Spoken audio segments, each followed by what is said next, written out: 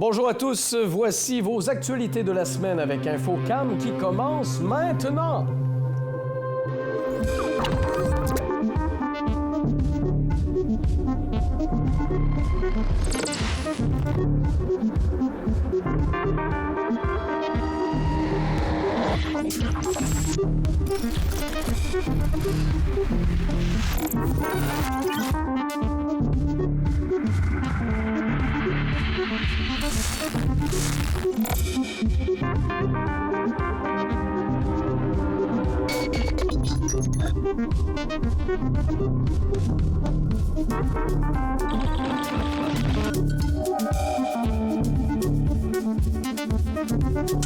C'est la semaine de la déficience intellectuelle. J'ai donc rencontré la PHK qui ont des événements à vous proposer, mais qui nous ont partagé également les défis qu'ils ont à relever en 2026 et à suivre.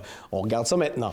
Oui, bien, c'est ça. D'abord, présenter la semaine, c'est un thème qui est développé par la Société québécoise de la déficience intellectuelle et c'est une campagne qui a lieu chaque année pendant une semaine avec un thème différent. Oui. Puis là, cette année, le thème, c'est quoi le plan? C'est quoi le plan? Ben, ça interpelle le politique.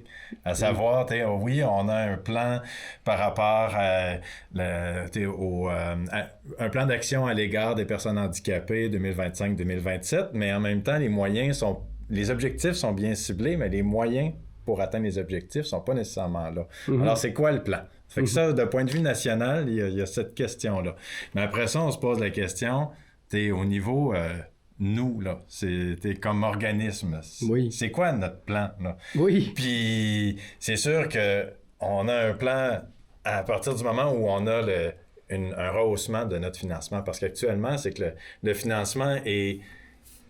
Comme il n'est pas indexé à l'indice des prix à la consommation, ben oui, on a toujours des indexations, mais ça ne suit pas. Donc, c'est comme si notre financement diminue. Oui. Relativement. Là, il diminue de chaque année, d'année en année. Là. Mais les besoins, eux, ils augmentent. Oui. Alors là, qu'est-ce qu'on pourrait faire si on avait ce rehaussement-là? Ça nous permettrait quoi?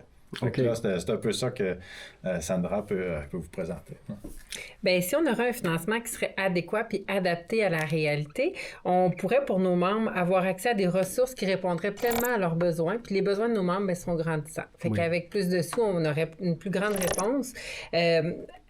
Au niveau des besoins de nos membres, puis on pourrait les aider aussi pour les guider dans des démarches. Là. Des fois, pour eux, c'est complexe, les démarches.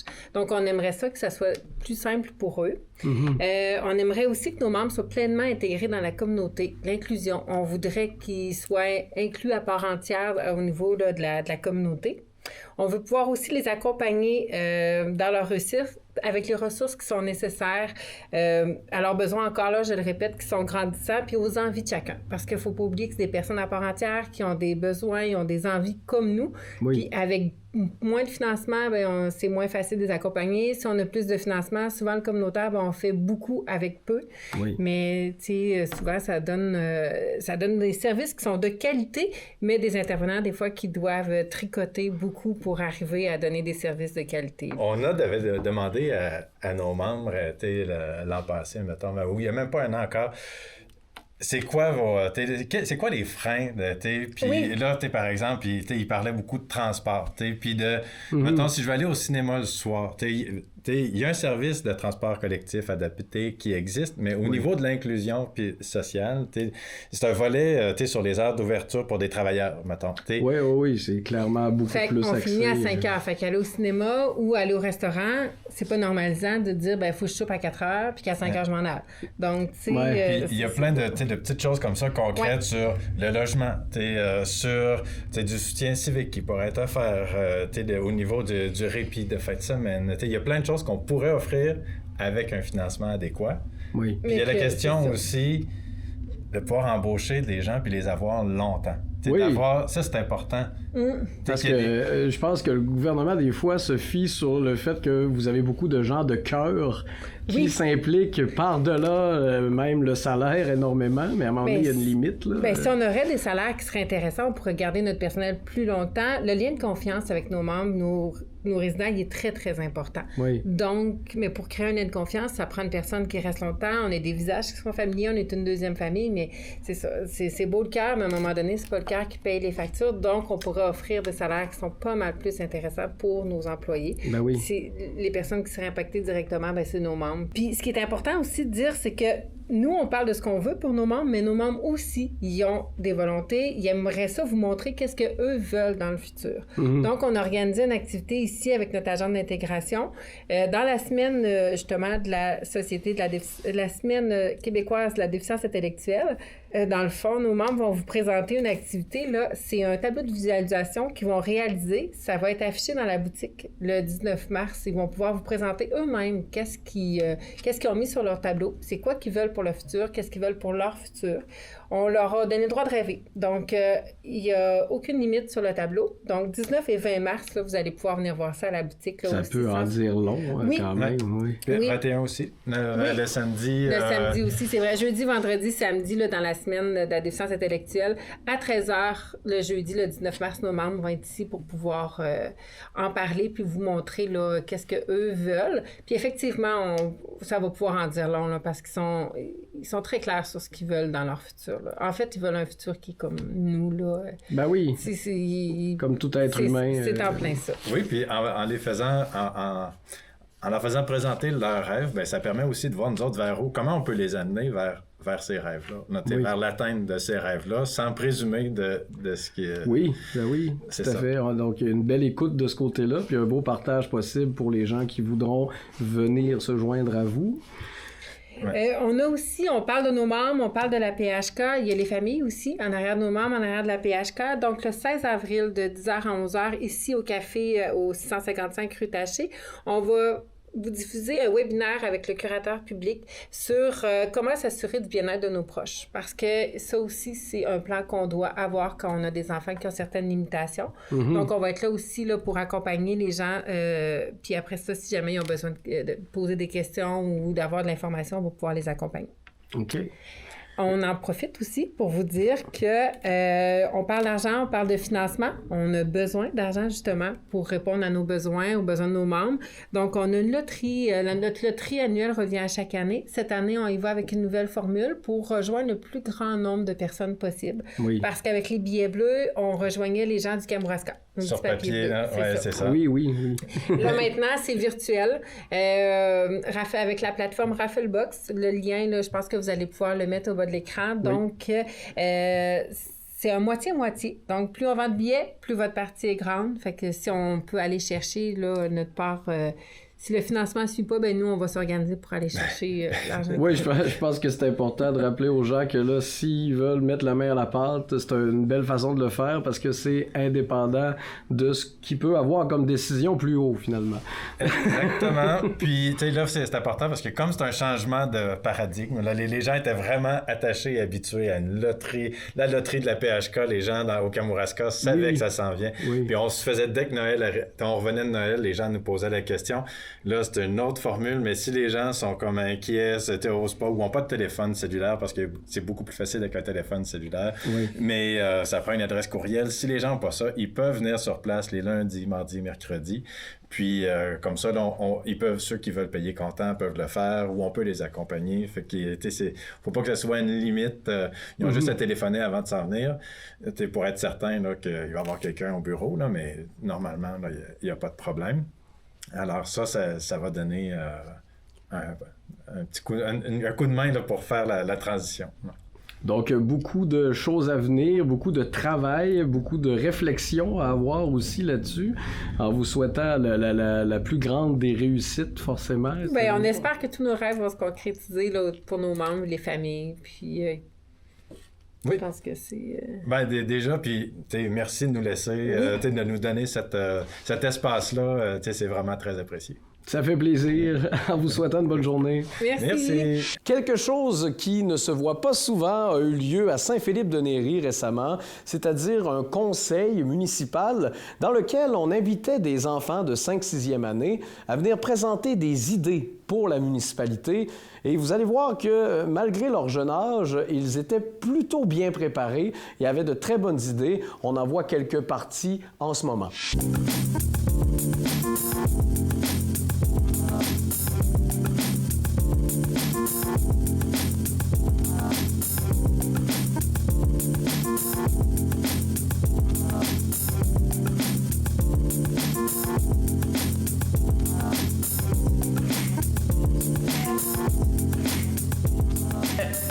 Monsieur le maire, messieurs les conseillers, je voudrais vous remercier sincèrement d'avoir embarqué dans cette idée de faire en sorte d'éveiller nos jeunes de 5-6e année à la vie municipale et à la vie politique. Grâce à ça, je pense qu'on a des jeunes qui, aujourd'hui, sont très allumés sur qu'est-ce qu'on peut vivre dans une municipalité et peut-être qu'un jour, ils se retrouveront soit à la place de M. Pierre ou Mme Janie ou soit même moi, Claude, peut-être, et Marc, et peut-être à votre place. Alors, ça a été une idée qui a été transmise par Mme Audrey Lisotte, qui a travaillé de façon extraordinaire sur un projet et qui a présenté la vie d'une municipalité, comment est-ce que ça se passe, point de vue citoyen, mais aussi point de vue élu. J'habite à Saint-Philippe depuis toujours et j'espère voir la municipalité se développer encore. C'est pourquoi je vous écris aujourd'hui afin de vous faire part d'une idée de projet que j'aimerais voir réalisée dans notre municipalité. En effet, je pense que l'installation de filets tout autour de la patinoire serait un atout pour toutes les personnes qui jouent au hockey à Saint-Philippe. Les gens qui utilisent les installations en profiteraient plus et ceux autour seraient plus en sécurité. D'ailleurs, j'ai une excellente offre à vous faire pour l'instauration de ce projet. Mon projet serait de mettre des filets tout autour des bandes pour ne plus que les rondelles ou les balles sortent hors de la surface de jeu, car cela arrive très fréquemment. Ce projet pourrait être pour le deck hockey comme pour le hockey l'hiver. Cette idée géniale coûterait environ 3 000 $, ce qui n'est pas très cher pour tous les avantages qu'il apporte. En plus, le gouvernement du Québec offre une subvention qui pourrait couvrir une partie des frais, donc il en resterait moins à payer à la municipalité. Cette idée pourrait populariser la patinoire de notre village, car personnellement, je n'y vais pas souvent, car à toutes les fois, je perds toutes mes rondelles. Pourquoi un tel projet? Premièrement, installer des simples filets rajouterait de la sécurité, car juste à côté de la patinoire se trouve un petit parc pour enfants et souvent, quand nous jouons au deck, des balles sortent vers là. Un enfant pourrait en recevoir une et se faire blesser. C'est ce qui est le plus important dans la sécurité dans une municipalité, non? De plus, en hiver, pour les rondelles, nous sommes obligés d'aller les chercher avec nos patins. Résultat, il faut les aiguiser plus souvent. Deuxièmement, pour que l'installation prenne moins de temps, j'ai une excellente offre à vous proposer. Pendant que M. Claude installe les filets, je pourrais faire gratuitement certaines tâches qu'il effectue d'habitude, comme tondre la pelouse ou arroser les fleurs. Ce qui lui permettrait d'installer les filets sans devoir ajouter plus de choses à sa liste de tâches, étant donné que j'en ferais une partie. Alors, qu'en pensez-vous? Des filets tout autour de la patinoire seraient très pratiques pour tous les joueurs de hockey de Saint-Philippe. C'est un excellent projet à bas prix et il rajouterait de la sécurité, donc je pense que ça vaut la peine d'être instauré. Merci beaucoup d'avoir pris du temps pour moi.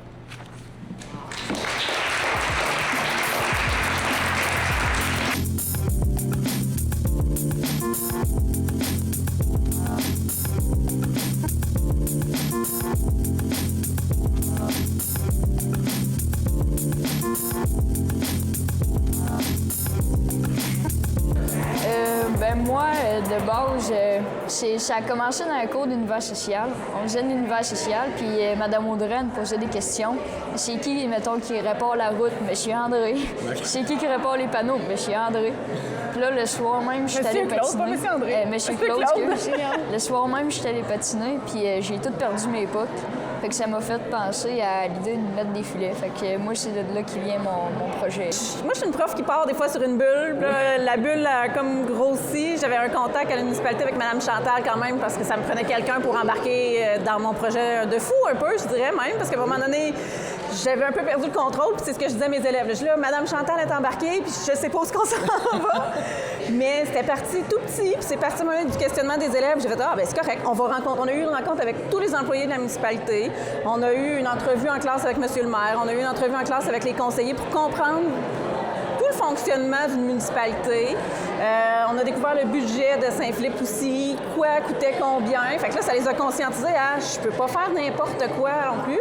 Fait que je pense que ça leur a amené aussi des projets plus viables, au lieu d'être des gros projets de fous qui n'auraient jamais pu se réaliser. C'était très concret aussi. Oui, puis je pense que ce qu'on a présenté, pour la plupart, c'est des projets qui pourraient être réalisables facilement dans la municipalité. Fait qu'on va suivre ça précieusement, voir qu'est-ce qu'ils vont faire avec nos idées. Je suis un membre du conseil. Je m'appelle Eva Rose John et je suis une élève de 5e de l'école Saint-Philippe. J'habite à Saint-Philippe depuis toujours et j'espère voir la municipalité se développer encore. C'est pourquoi je vous écris aujourd'hui pour vous faire part d'une idée de projet que j'aimerais voir réalisé dans notre municipalité. En effet, je pense que l'inauguration d'un club de lecture sera un atout pour le village. Les gens pourraient lire plus et les clubs de lecture apportent plus de bienfaits que la lecture en solitaire. Ces clubs de lecture seraient multi-âges, ils dureraient toute l'année et je suis certaine qu'ils pourraient sûrement voir le jour dès cet été. Ils seraient pour toutes les personnes du village qui ont un intérêt pour la lecture. Les personnes du club se rencontreraient un samedi par mois. J'ai aussi pensé qu'à chaque mois, la librairie L'Option pourrait venir présenter les nouveautés et que chaque année, 3 auteurs québécois viendraient présenter leurs livres comme dans un mini-salon du livre. Les rencontres auront lieu dans la bibliothèque l'hiver, le printemps et l'automne et seraient dehors l'été. À chaque mois, vous pourriez acheter 3 nouveaux livres pour la bibliothèque. De plus, il faudrait de nouveaux fauteuils dans la bibliothèque car, quand nous y allons, il n'y en a pas pour que tout le monde soit confortable. Y aurait-il une subvention pour un projet du genre? Comme je l'ai dit avant, les gens liraient plus car ils seraient incités, les uns par les autres. De plus, ils comprendraient l'importance d'encourager la lecture. Saviez-vous qu'au Bas-Saint-Laurent, 55,7% de la population est considérée comme analphabète fonctionnelle? Ce projet pourrait aider les personnes qui ont de la difficulté en lecture et leur donner le goût de développer ça. Saviez-vous aussi que les clubs de lecture apportent plus de bienfaits que la lecture en solitaire? Il est prouvé scientifiquement que les clubs de lecture augmentent la culture littéraire, développent les bienfaits de la lecture elle-même, permettent d'introduire davantage la littérature dans le milieu familial et déconstruisent l'image de la lecture comme activité solitaire, et plus encore. Ce projet me tient à cœur car j'aime beaucoup lire et je ne fais que de la lecture en solitaire. J'aimerais bien savoir c'est comment faire une autre sorte de lecture, la lecture en groupe. Ce serait l'occasion de me faire de nouvelles connaissances et les autres aussi découvriraient qui je suis. Alors, pensez-vous qu'un projet du genre pourrait être instauré à Saint-Philippe?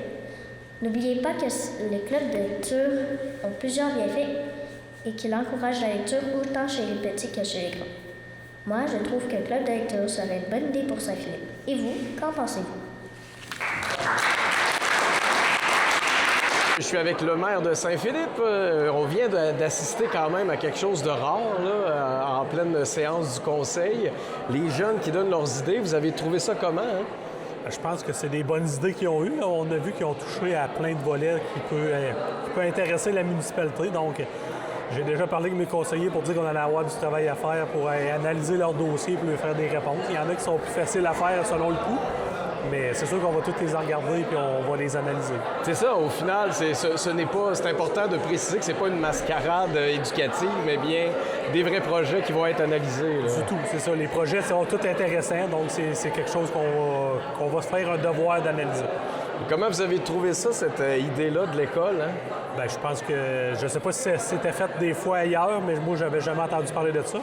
Quand la prof m'avait avancé pour participer à ça, premièrement, ça m'intéressait parce que mon gars était dans la classe. Puis deuxièmement, on sait que la politique, je pense qu'on n'a pas bien de relève. Oui. Il y a beaucoup de conseils qui sont tenus par acclamation. Oui. Donc, si on les prend jeunes puis qu'ils viennent qu'à aimer la politique, puis il y en a quelques-uns qui se présentent plus tard, je pense que notre travail va être fait. Donc, ça serait un autre oui si jamais le projet revient. C'est sûr qu'à chaque année, même si mes enfants sont plus dans la classe, je vais y aller parce que j'ai tellement aimé y aller. J'ai été avec 1 heure dans leur classe, puis il y avait des questions déjà préparées. Tu dis peut-être que la prof les a aidés et tout. Mais à force de leur parler, il y avait beaucoup de mains qui se levaient. Donc, tu voyais qu'ils étaient intéressés quand même à mon travail puis au travail de la municipalité. Donc, c'était plaisant de leur parler.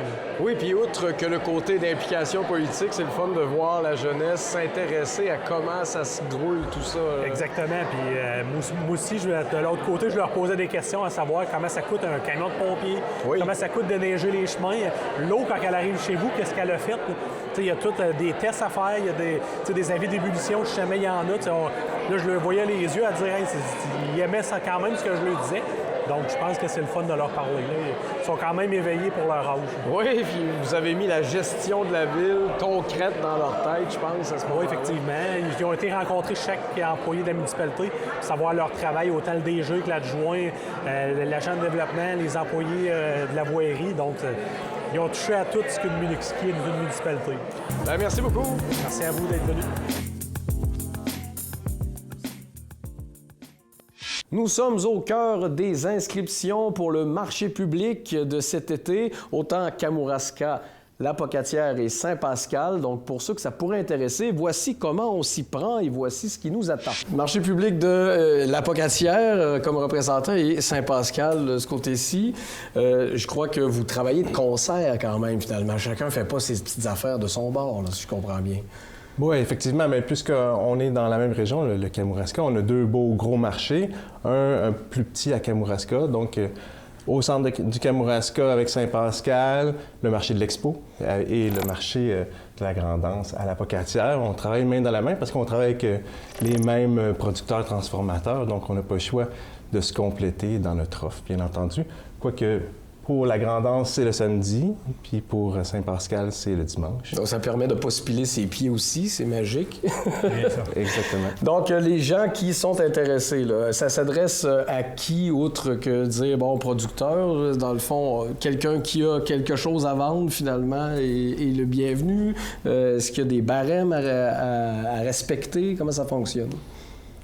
Bien, idéalement, on s'adresse, en fait, la période d'ouverture s'adresse aux producteurs, transformateurs de produits agroalimentaires qui sont fabriqués ici dans le Kamouraska ou la région. On prend des gens de l'Îlet aussi, Rivière-du-Loup. Mais un marché public, par définition, c'est comme une extension des activités réalisées à la ferme.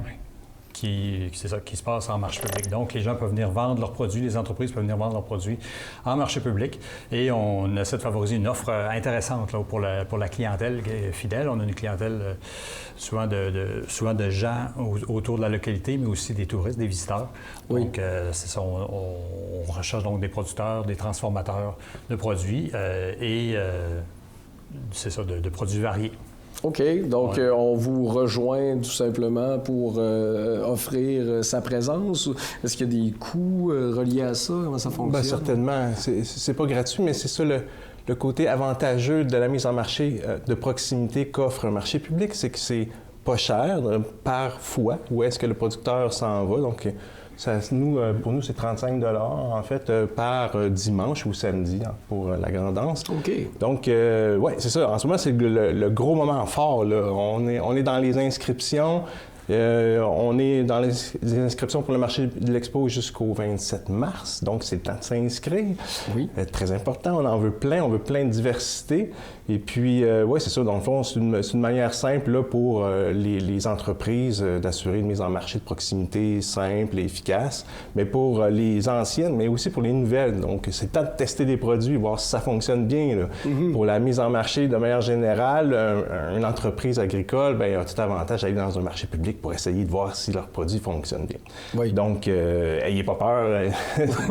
Gênez-vous pas, inscrivez-vous. Plus qu'on est de fous, puis plus que le marché il est le fun, il est dynamique, puis il est vraiment rempli de diversité. Donc, c'est ça qu'on veut. Donc, il ne faut pas hésiter. Comme tu disais, c'est ça, c'est de tester les produits, c'est d'avoir aussi le retour direct de la clientèle, de marché en marché. Donc, le producteur peut s'ajuster selon les commentaires aussi de la clientèle. Donc, c'est vraiment pour ceux qui démarrent, entre autres, là, ou qui font des paniers à la ferme ou autre. Ça peut être une tentative. Ça peut être intéressant de venir en marché un samedi, 2, 3 ou plusieurs samedis là, pour tester et tester les produits en question. Et ça permet aussi du réseautage. Donc, ça permet de créer des liens, des collaborations avec d'autres producteurs ou il y a des idées qui émergent de ça. Il peut y avoir aussi des collaborations, ça peut être des opportunités d'affaires aussi qui se développent en marché public. Oui. Parce que, c'est ça, on rencontre d'autres producteurs, vous rencontrez des gens aussi comme, marché public La Grand'Anse, ça va être la 18e édition. Donc, on est à Pascal. 6 en tout, mais on est au marché de l'Expo, c'est vraiment la 4e là, cette année. C'est ça. Donc, on peut donner un très bon appui là, même à ceux qui démarrent en marché public. On a aussi des guides qui sont offerts par l'Association des marchés publics du Québec qui offre des outils pour la mise en marché, les prix, la présentation. Donc, c'est vraiment intéressant. OK. Donc, j'imagine forcément, il y a une limite là, de personnes qu'on peut accepter, ne serait-ce que par terrain. Aucune limite. 2000, c'est correct. Plus on est de fous, plus on est content. Donc, soyez pas gênés. C'est sûr qu'on a quand même une certaine contrainte pour ce qui est de l'artisanat. Donc, on est des marchés agroalimentaires avant toute chose. Donc, on tolère environ 20-25 d'artisanat, mais pour le reste, c'est vraiment là, que du bio ou agroalimentaire, là, dans le fond. Okay. Tout ça pour avoir vraiment, comme je dis souvent pour Saint-Pascal, notre deuxième supermarché. Il est le dimanche. Oui. Donc, c'est là c'est le dimanche qu'il faut venir au marché public, profiter. Aussi, cette année, on va avoir des belles petites nouveautés. Des coupons découvertes, si je ne me trompe pas bien, avec... on a un système de coupons nourriciers, puis on a dans ce système-là qu'on prend des coupons découvertes. Monsieur et madame, tout le monde peut se procurer ces coupons-là. Okay. Tout ça est organisé, mais bref, on a au-delà de ces coupons-là une programmation d'activités. C'est vraiment un lieu là, pour tous, pour se divertir, mais surtout pour consommer là, des beaux produits locaux. Oui. Donc, si ça vous intéresse, on vous rejoint par Internet. On fera afficher ça quelque part. On peut vous appeler aussi. Comment ça fonctionne? Hein? Vous disiez, on peut choisir tel samedi ou tel dimanche. Il y a comme un calendrier à remplir. Où est-ce qu'on a l'intérêt d'être là, si je comprends bien? Oui, en fait, les marchés du Kamouraska, on s'est coordonnés pour faire les périodes d'inscription en même temps. Okay. Donc, jusqu'à la fin mars. Vous pouvez vous inscrire en ligne directement. C'est ça, soit par Facebook, soit par le site Internet du marché public de la Grand'Anse ou via la ville? Bien, exactement. En fait, nous, pour ce qui est de la ville de Saint-Pascal, bien, il ne faut pas hésiter à communiquer avec la ville de Saint-Pascal, demander Jean-Philippe, et puis vous allez rejoindre directement le responsable, en l'occurrence moi-même, pour vous inscrire. Je vais vous envoyer le formulaire. Donc, c'est bien important. Dans le fond, si vous avez des questions, c'est un beau moment pour y répondre lorsqu'on va avoir des échanges ensemble. Pour ce qui est de nous, le marché de l'Expo, bien, ça se termine le 27 mars, la période d'inscription. Donc, dépêchez-vous. On est déjà... début mars.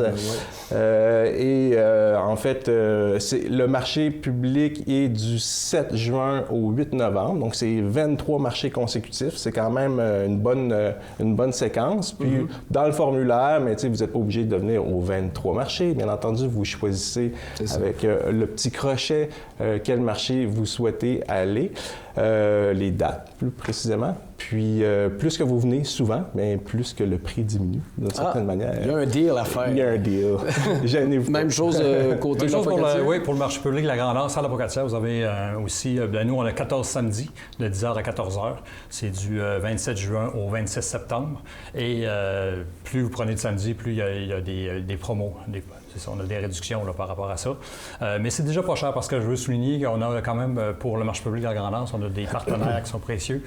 Donc, l'Institut de technologie agroalimentaire du Québec qui prête qui offre des services, dont l'électricité, l'eau, le Wi-Fi. On a le Collège Sainte-Anne de la Pocatière qui nous offre le terrain, qui est sur place. La Ville de la Pocatière qui finance aussi une bonne partie du budget, plus de 50 Donc, il y a quand même des coûts à rattacher à la mise en place d'un marché public. Mais ça amène beaucoup d'avantages, là, autant pour la Ville, parce que c'est un pôle d'attraction, autant pour les visiteurs et un pôle aussi d'animation. Puis, ça favorise aussi l'économie là, sur place. Parce qu'un client qui vient en marché public, bien, il va aussi avoir tendance à dépenser dans les commerces autour. Donc, ça, il y a un effet boule de neige. Ça, c'est intéressant aussi. Là. Et puis, on le sait qu'en ce moment, on essaie toujours de consommer le plus local possible. Il n'y a rien de plus concret que ce type de marché-là. Donc, merci, messieurs. Grand plaisir, Benoît. Souhaitant une belle saison de marché public. Et on n'oublie pas de s'inscrire si ça vous parle. Merci. Merci.